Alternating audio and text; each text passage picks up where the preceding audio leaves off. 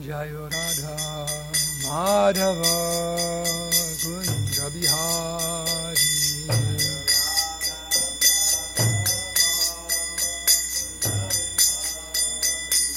Jaya Radha Madhava Kunja Bihari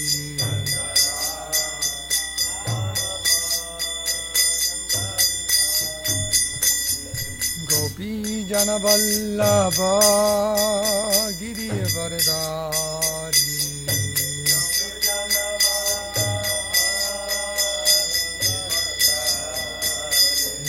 Gopi Jana Vallabha Giri Varadari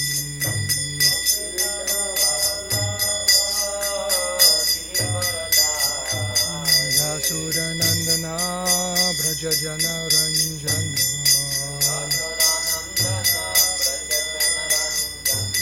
Yasura Nandana Braja Jana Ranjana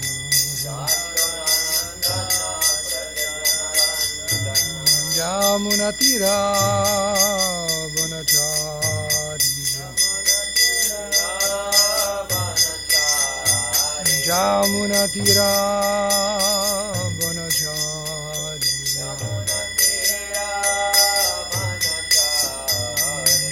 Jaya Radha Madhava Kunja Bihari Jaya Radha Madhava Kunja Bihari Jaya Radha Madhava Kunja Bihari Jaya Radha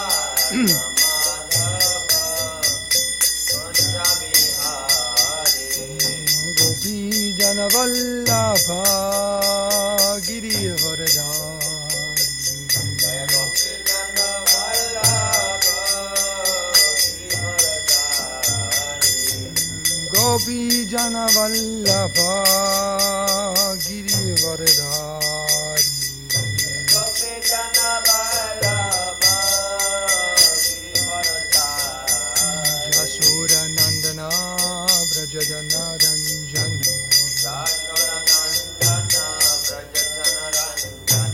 Yasura Nandana Braja Jana Ranjana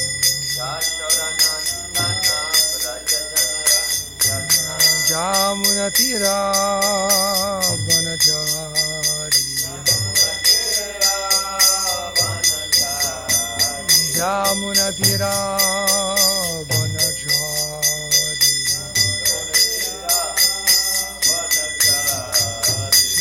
Jaya Radha Madhava Kunja Bihari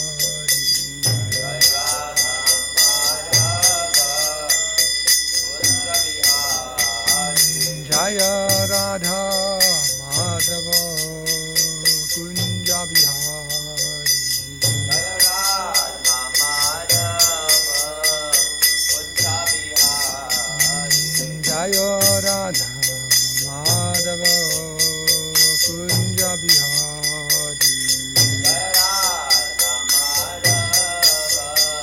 Kunja Bihari Jai Om Vishnu Pada Paramamsa Parivraj Gaja Shodhara Shishi Mahad is divine grace Bhavayi Charanara Binda Bhaktivedanta Swami Shri Prabhupada Ki Jai Grantara Srimad Bhagavatam Ki Jai Samvera Bhakti Ki Jai Go Paremanandi All glories to the sum of the devotees All glories to the sum of the devotees All glories to the sum of the devotees All glories Sri Guru and Sri Gauranga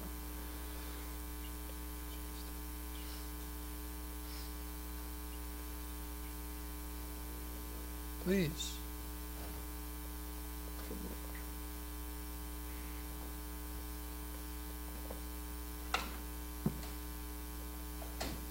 Oh, Jack, I forgot those pair of glasses from my bag. Could you grab those for me?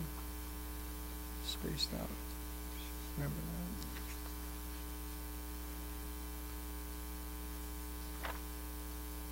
Hare Krishna. Hare. Here.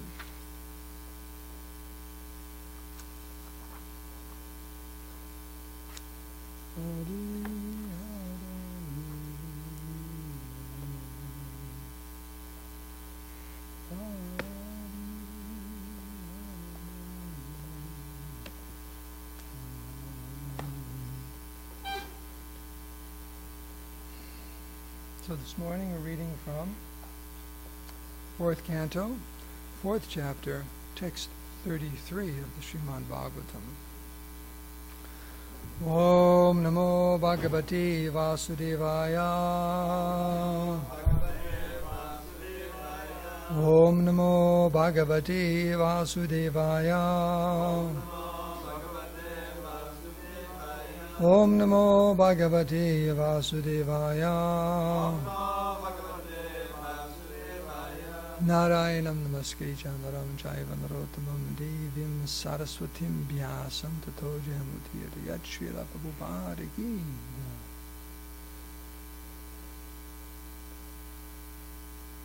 Thank you. So the verse. Advayuna huyamane Deva utpeturo jasa Ribhavo nama tapasa Somam prapta sahasrasaha Advaryuna huyamane Deva utpeturo jasa Ribhavo nama tapasa Somam prapta sahasrasaha Advaryuna huyamane Deva utpeturo jasa Ribhavo nama tapasa Somam prapta sahasrasaha. You like the chant? Advayuna huyamane Deva utpeturo jasa Ribhavo nama tapasa Somam prapta sahasrasaha Advayuna huyamane Deva utpeturo jasa Ribhavo nama tapasa Somam prapta sahasrasaha Advayuna huyamane Deva utpeturo jasa Prabhu nama tapasa Somam prapta sahasrasaha. Chinod?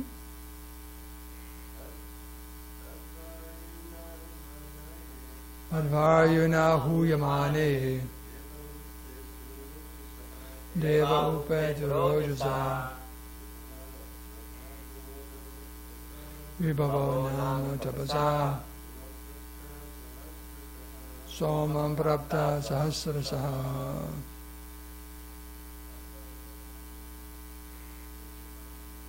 Advayuna huyamane Deva utpeturo jasa Ribhavo nama tapasa Somam prapta sahasrasaha. Synonyms. Advaryuna, by the priest. Bhrigu. Huyamane, oblations being offered. Devaha, demigods. Upetuhu, become manifested. Ojasa, with great strength. Ribhava, the ribus. Nama, named. Tapasa, by penance. Somam, soma, praptaha, having achieved. Sahasrasaha, by the thousands. Translation. When Bhrigu Muni offered oblations in the fire, immediately many thousands of demigods named Ribus became manifested. All of them were powerful, having achieved strength from Soma, the moon. Now that's a fire yajna. Purport. It is stated here that many thousands of demigods named Ribhus became manifested because of the oblations offered in the fire and the chanting of the hymns from the Yajur Veda. Brahmanas like Bhrigu were so powerful that they could create such powerful demigods simply by chanting the Vedic mantras. Vedic mantras are still available, but the chanters are not. By chanting Vedic mantras or chanting the Gayatri or Rig mantra, one can attain the results one desires. In the present age of Kali, it is recommended by Lord Chaitanya that simply by chanting Hare Krishna, one can attain all perfection. A little bit of agua.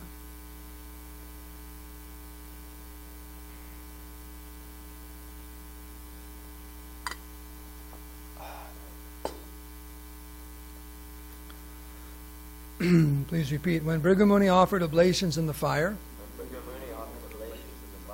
immediately many thousands of demigods named Ribhus became manifested. All of them were powerful, having achieved strength from Soma, the moon. Omagyantimirandasya gananjana shalakaya Chaksulan minitam denataismai Sri Gurave Namaha. Sri Krishna Chaitanya Prabhu Nityananda Shri Advaita Gadadhar Shivashadi Gaur Bhakta Vrinda. Hare Krishna Krishna Krishna Hare Hare Hare Rama Rama Rama Hare Hare. Manchakapadrubhascha Kriparsindhubevacha Patitanam Bhavani Vaishnavebhyo Namo Namaha. All glories to the assembled devotees. All glories to the devotees who couldn't make it. All glories to all the devotees and followers of Sri Chaitanya Mahaprabhu. Jai Gaur Bhakta Vrinda Ki Jai. So with your permission, I'll say a few words. Thank you.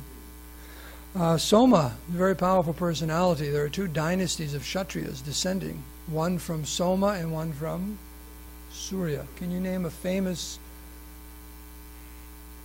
personality who appeared in the Surya Vamsa? Ram. How about the Soma Vamsa? Krishna. There you go. Okay, so very, very powerful. These are the two very powerful lines, Kshatriya lines. So Soma must be a very powerful personality. So these Ribhus, as we'll be reading, are quite powerful. So getting right to the point, Prabhupada says, and we hear this over and over again, that previously there were very powerful personalities who they could chant these Vedic mantras. Because of their qualification and expertise, things started happening. There's the power of sound vibration. There's a very basic axiom in the Vedanta Sutra. I don't know the Sanskrit. Maybe someone here does, but it says by sound vibration one is liberated, and by sound vibration one is conditioned. Last sutra? Okay.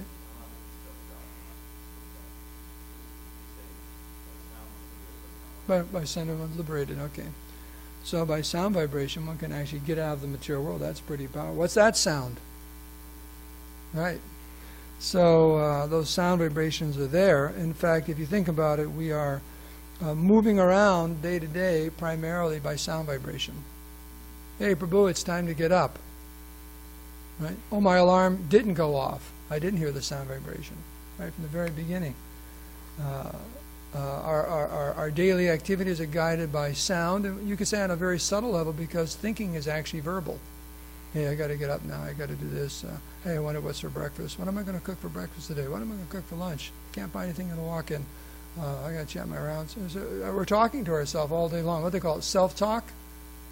They say something like about 10,000 thoughts a day. Is that what it is? 10,000 or 50,000 times. Anyways, there's tens of thousands of thoughts a day, and unfortunately the majority of them are negative. You know that? Yeah, they're negative. I don't know if it's all for devotees, but in general they're negative. Most of them are all negative thoughts, so you have to control it. We don't, well, there's that one saying, we don't have the luxury of being able to afford, we can't afford the luxury of one negative thought. So, like that. But sound vibration guides us, and of course we verbalize things. We guide other people by sound vibration. right? You need to do this, and psi vibration is recorded in the written word. So sounds are guiding us, and the most important contributor to our consciousness is what we hear. So one has to be very, very careful what they're listening to, because that, more than anything else, more than what we see or taste or interact, is sound vibration guides everything. So sound is very, very powerful.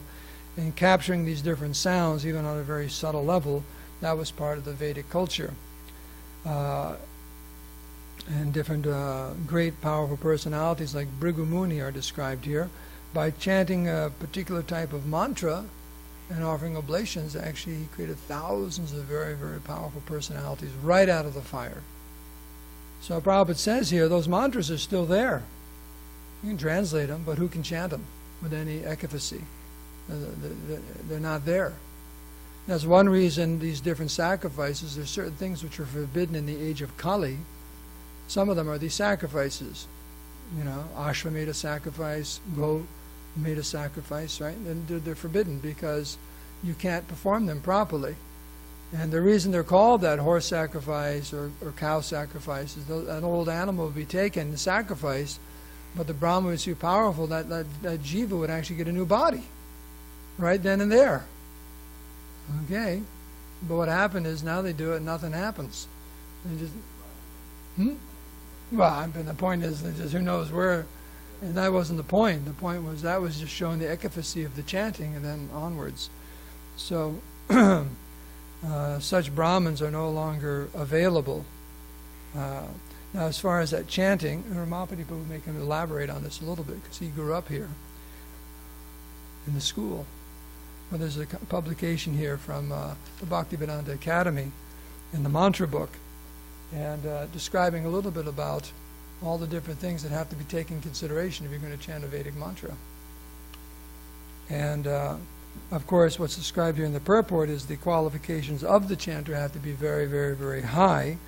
But it's described here that describing about if you see this kind of book, it's quite different than what you see our regular diacritical marks and so on for chanting. It says there are markings in this text which are different from ordinary translated Sanskrit. These markings denote intonation, swaras. Vedic texts are marked. Also in the beginning of this book it says that the verses are written in Daiva Sanskrit language, which is different. There are two kinds of Sanskrit. That which is spoken by mortals, Puranika or Laukika, and that which is spoken by demigods, Daiva. And the ones in here are by Daiva, by the demigods. And it says it's difficult to translate because the Daiva Sanskrit words indicate all-pervading principles rather than simple objects. Can you even wrap your head around that one? It's a whole different level. So it says here, they're marked with the swaras as to standardize the tone, thus keeping everyone's chanting in harmony. However, there's another reason for the intonation. It preserves the meaning of the text. By different intonation, the same word is made to convey different meanings. Like, what is that? Bancha and bancha? You say, what's the difference? Okay. Okay. So if you say it the wrong way, what are you actually saying to the Vaishnavas? I want to cheat?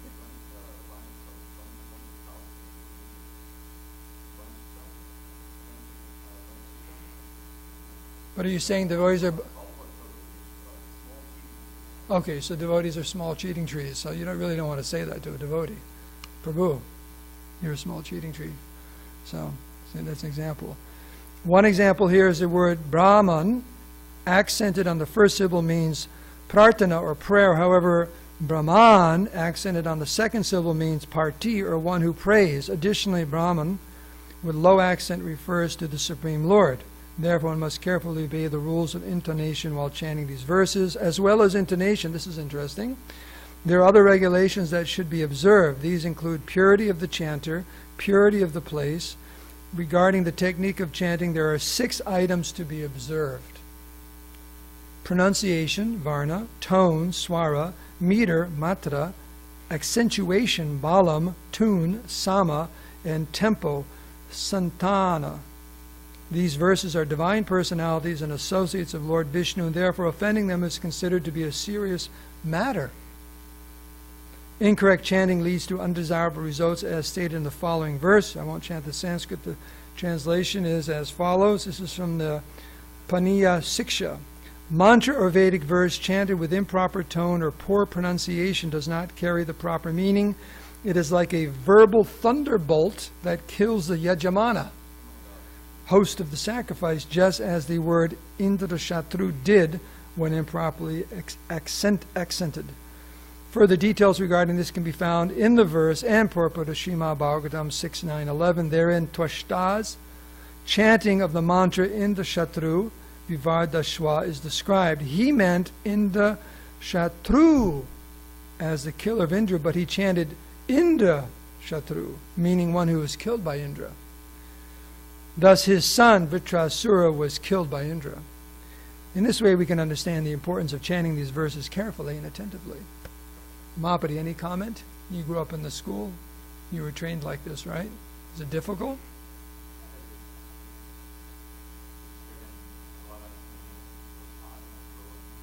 Yeah. So it's not you'll attest it's not an easy thing. Okay. It's not an easy thing. So,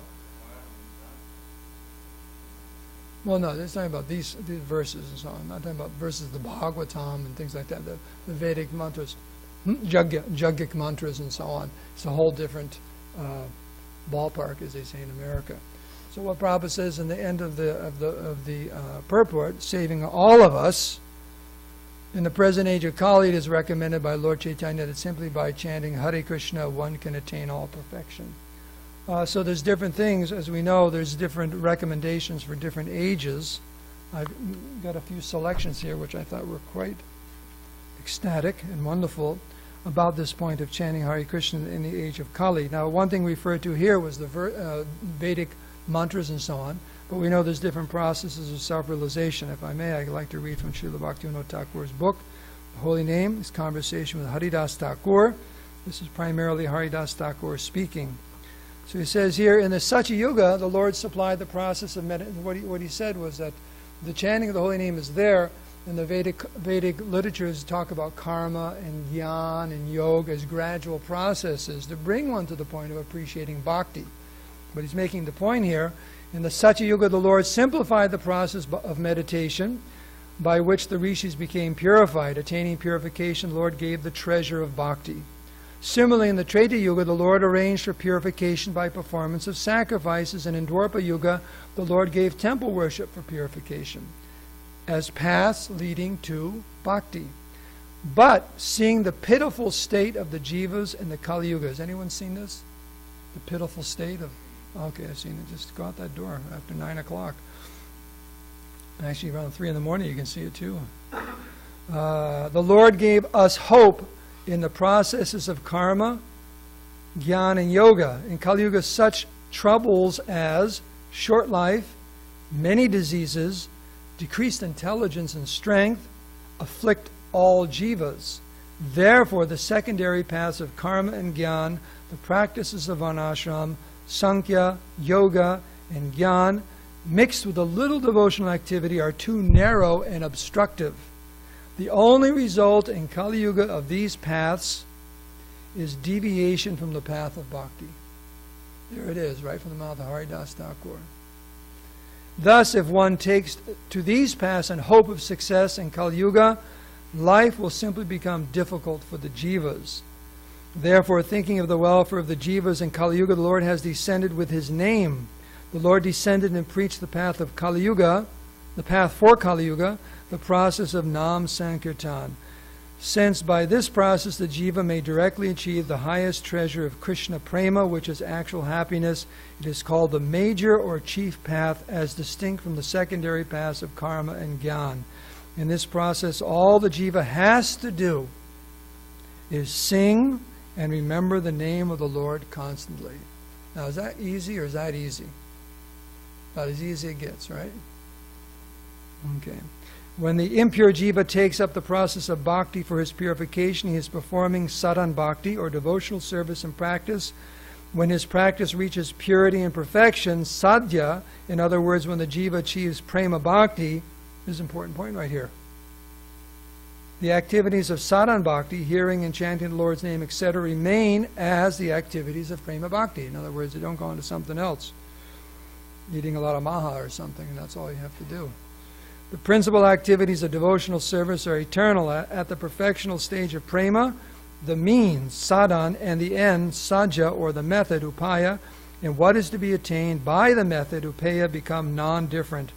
Thus, there is no barrier or obstacle between the life and activities during training and at the perfectional stage. The holy name remains constant in both cases. In this way, the jiva can easily transcend the material world. Yeah, Chaitanya Mahaprabhu asked them. Yeah, there's Harinam Chintamani, the conversation between Chaitanya, and it goes into the different 10 offenses and so on. So there's that. Let's see what I pulled out of this one.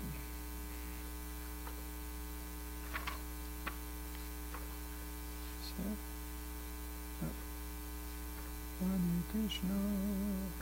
Ooh, that's nice. Now you mentioned this morning. This is nice about the 5 activities, topmost activities. So it's a little something here. Okay, this is right. I've heard this expression used sometime also. The first meeting with Krishna.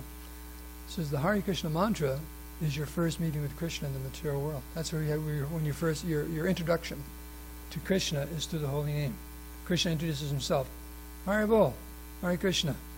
Hare Krishna Mukunda Charan. My name's Krishna, what's your name? Right? Like your first meeting, do you remember the first time you met Dravida?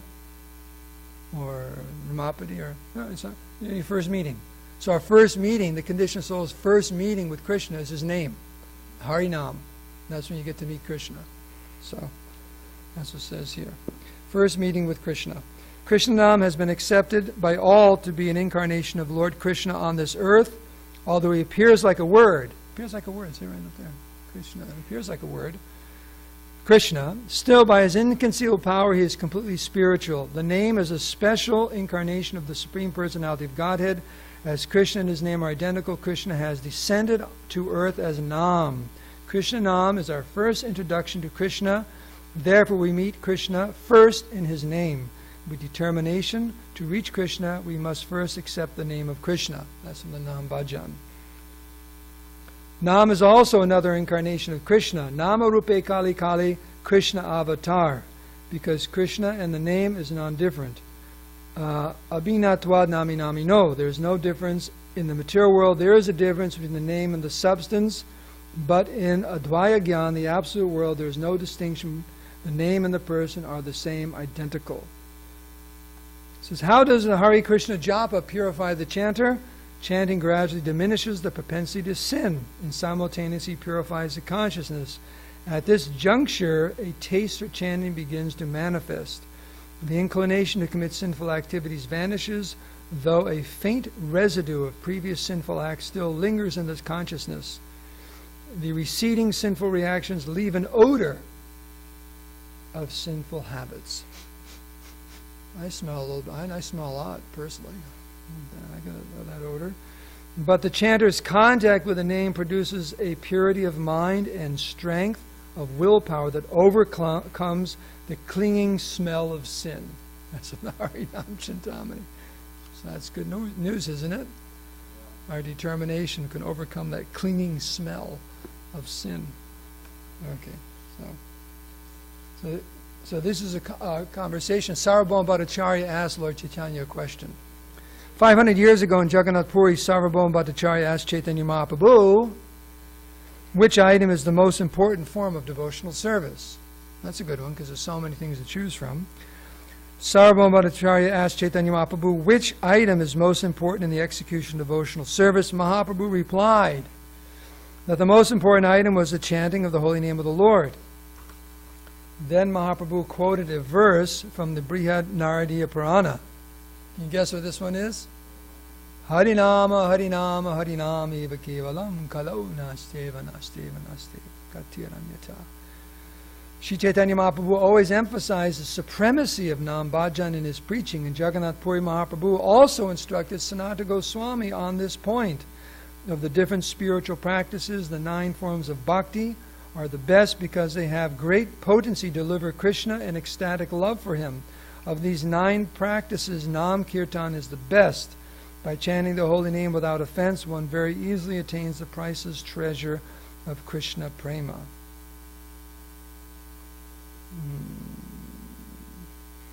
It says, Sri Nam Bhajan is more powerful than all the other forms of bhajan. There is no difference between Nam and Nami, the name and the Bhagavan.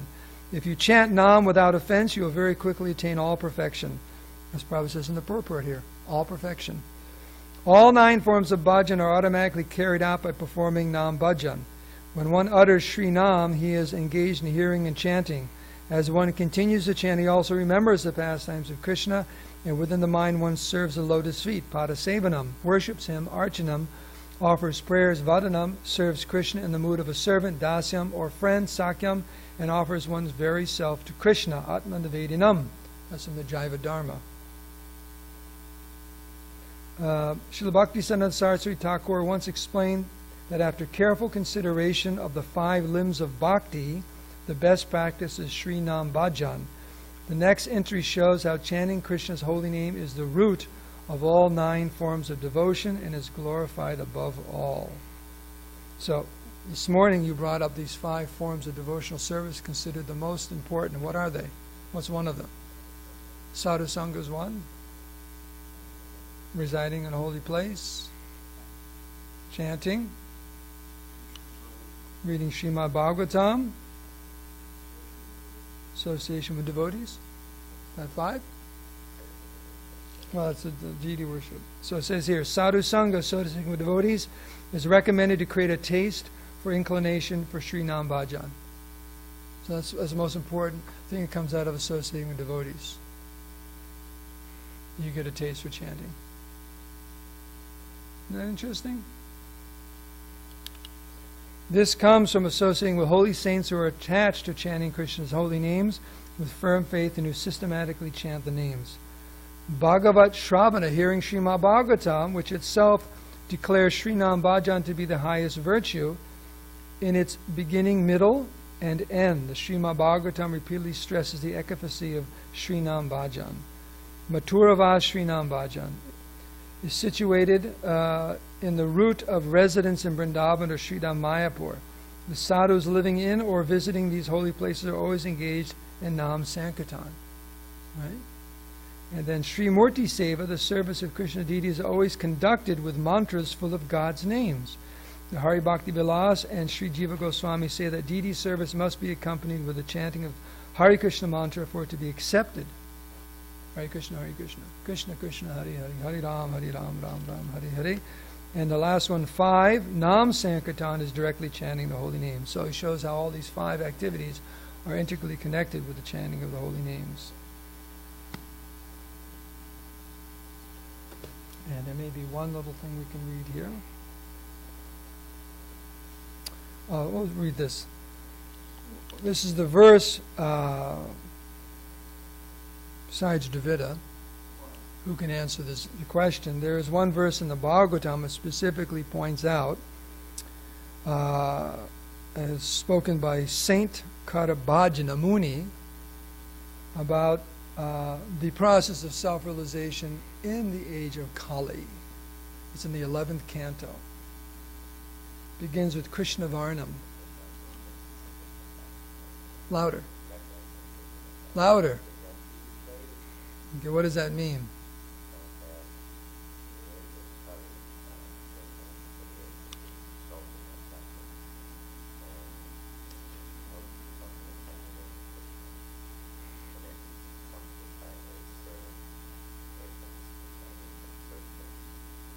Yes.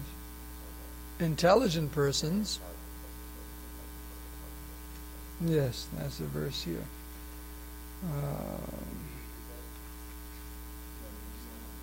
Okay, so this is the verse I'm referring to. The Krishna Varnam Tusha Krishnam Sango Pangasta Parshadam Yagyai Sankatam Paraya Yajanti Sumedasa. In the age of Kali, intelligent persons perform congregational chanting to worship the incarnation of Godhead, who constantly sings the name of Krishna, although his complexion is not blackish. He is Krishna himself. He's accompanied by his associates, servants, weapons, and confidential companions. So over and over and over again, it is confirmed in the Vedic literatures that the process of self-realization, of attaining any kind of perfection in the age of Kali, is the chanting of the holy names, because all these other things recommended in previous ages, there's not enough time. You know, it's interesting, you ever, on your device, your cell phone, you're ever looking for directions, on mine, you go for driving directions, but up on the top it tells you driving will take this long. If you take a bus, it will take this long. If you walk, it will take this long. You see that you have that on your phone? Yeah, that's little icons. You know, if you take public transportation, if you drive, if you fly, you know. So you had directions to LA, it'll take you about a week to walk there. It tells you. So in the age of Kali, we don't have much time for all these different processes, you know. And it's so easy to get lost along the way, because alpametasa, what does alpametasa mean? Alpametasa, little brain substance, that was brought up here by Haridas Thakur. We're harassed, we don't have very much time, not very intelligent, we're afflicted by so much weaknesses and disease and problems. So Chaitanya Mahaprabhu is very, very kind. Not only does he give a process of self-realization for the fallen souls of Kali Yuga, but he actually brings you to the highest level of self-realization. Because even these other processes, they don't bring you to Krishna Prem. That's not, you're going for liberation back to Vaikuntha, right? Krishna Prem wasn't part of the package back then. That wasn't there. This is something introduced by Chaitanya Mahaprabhu, revealed by Chaitanya. So the lowest people are getting the highest revelation. This is called mercy and kindness. And the only qualification is, what is that wonderful song about the marketplace, Lord Nityananda? He's distributing the holy names, and he says, yeah, what's the refrain? Is there a refrain? Yeah, and what's the yes, Shraddhavan. That's the currency. Just faith. The faith that I just keep chanting. Not just keep chanting, but I keep chanting and chanting and chanting. With all my heart and soul and good association, everything will happen. Everything will transpire. That odor we talked about earlier will go away. That odor will go away, and one day, actually, everything will be, Krishna will reveal himself. Being pleased with our devotional service, our spiritual master and Krishna will reveal everything to us in due course of time. That's called Shraddha. So we have to be Shraddhavan, very, very faithful. Right? Even that song, is it by Govinda Das? Who is it who writes? Bhaja Bhaja Bhai Chaitanya Nitai Shudita Bishvash Kori. He says, just chant Hare Krishna, and all you have to do is, with good faith, and all you have to do is give up your sense gratification. Like that. Bhaja Bhaja Bhai Chaitanya Nitai Shudita Bishvash Kori. That's all you have to do, and everything will come. Everything will come. So we can end here. There's obviously much more that can be said. And if there's a few questions or comments, I'm sure breakfast is not ready right now. So if there's any discussion on this important point of Harinam Sankirtan. Yes, Balaram Das Brahmachari.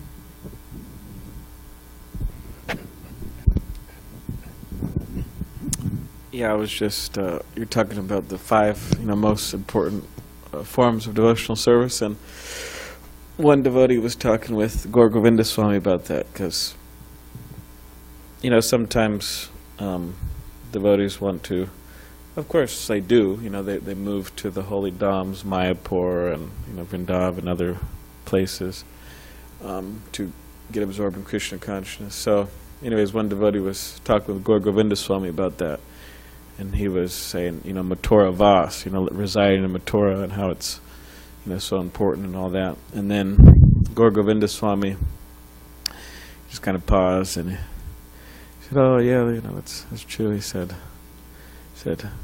Kamsa, he also resided in Mathura. So if it was only so easy, you know, that simply one moves their physical body to a particular location, that automatically they, you know, they'll be Krishna conscious. And we have that experience at the temple, because Prabhupada said that the temple is Vaikuntha. Prabhupada said that. He said that you live here, you live there, mode of ignorance, mode of passion, mode of goodness. But he said the temple, it's Vaikuntha. He said it's the spiritual world.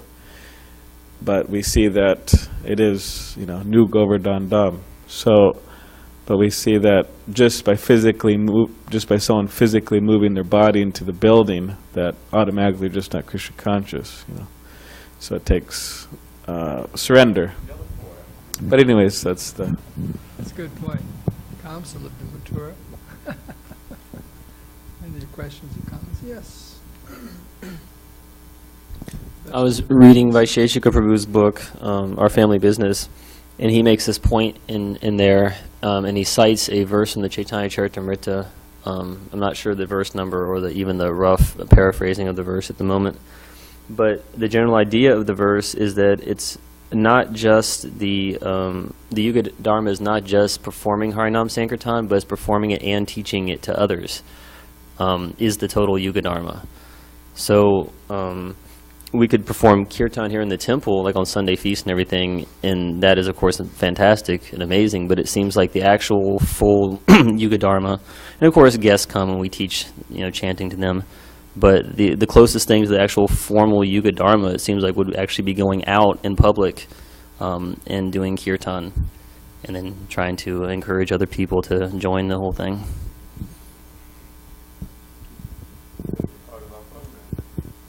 Says that the sweetest pastime of the Lord is delivering the fallen souls. Because Krishna has so many pastimes, so many avatars, but the sweetest pastime is delivering the conditioned souls, pulling them back out of this material world, back to Godhead. So that's Chaitanya Mahaprabhu's movement, and we can be part of that. It's the most confidential, the dearest, and the sweetest of all the pastimes of the Lord are to engage in delivering the fallen souls. So that's offered to the members of the International Society for Krishna Consciousness. Join the Lord in his pastimes. That's why Prabhupada said that of all Krishna's qualities, the most important is his mercy. Very, very kind. Which is expressed through delivering the fallen soul. Yeah. Yes.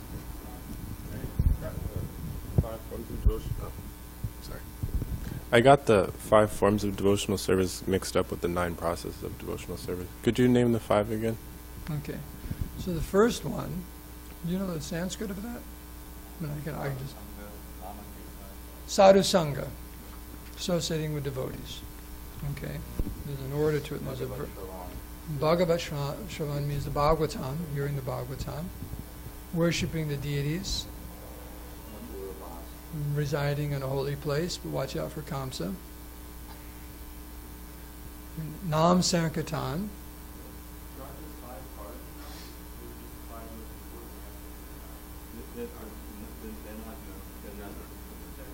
It's a different list. It's a different list. How many you got there? I have 3 of them. You're good? Okay. Yeah. I mean, another thing could be brought up if someone says, what's the most important thing? And it's like when you have a job. Your boss will tell you, but also you're supposed to ask yourself, what's the most... Actually, this is time management also. You're supposed to ask yourself, what's the most important thing I could be doing right now for the benefit of my company or the benefit of myself or whatever? What's the most important thing I should be doing right now? You're constantly asking yourself that. It's time management. So also in work or whatever. So here, Chaitanya Mahaprabhu said the most important process is the chanting holy names. So what does that mean for us in our day-to-day activities? That you have quality and quantity, right? So should I be increasing the quality of my chanting? Maybe even the quantity. Never miss a kirtan, never miss a... Because if this is the most important, it should not be minimized in any way whatsoever, quantity or quality. So one has to be very, very careful not to minimize that, because it's the most important thing. In other words, other things may fall to the side, but don't let this fall to the side. Don't let our chanting fall to the side. Kirtaniya Sadaharis. That's the Yuga Dharma. And as Prabhuji over there, Dobi Raj said, Bhakta Ryan, going out, giving the holy name, giving Krishna consciousness to others. And then Krishna's very happy, then he reveals himself. So it's all based on revelation.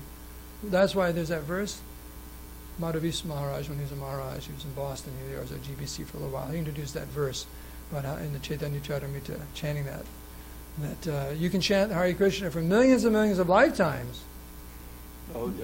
Yeah, Bahujanma. But if you're not free from offenses, you'll never get Krishna. So that's interesting. You can chant for millions of lifetimes. So the point is, it's Krishna reveals himself to the devotees. It's not mechanical. So we have to attract Krishna's attention. Still be Raj. I guess I'm confused.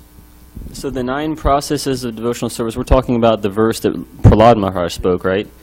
So hearing from the Bhagavatam isn't one of those 9. Residing in a holy place is one of those 9. Sadhu Sangha is one of those 9. No, as I read in this selection here, you'll find them mixing, but there's a separate list. Residing in a holy place is not one of those 9? No. But when you're residing in a holy place, you'll do a bunch of them. Oh. What do you do in the holy dham? I mean, you do all of them. Yeah. Yeah. Yeah. They're separate lists. They overlap, and in some respects, they're exclusive. Yeah, that's chanting and remembering the deity, and that's all. They're all overlapping, but they are 2 different lists. Because the question came up, Rupa Goswami gives a list of all these different activities of devotional service. Then he goes, these 5 are the most potent, that have to be done. So he's helping us make sure we do these. Craft the devoting program to include all those. Yeah. So, should we end here? Dr. Zach, is that okay? All glories to Srila Prabhupada, Sri Harinam Sankirtan Jagya Ki.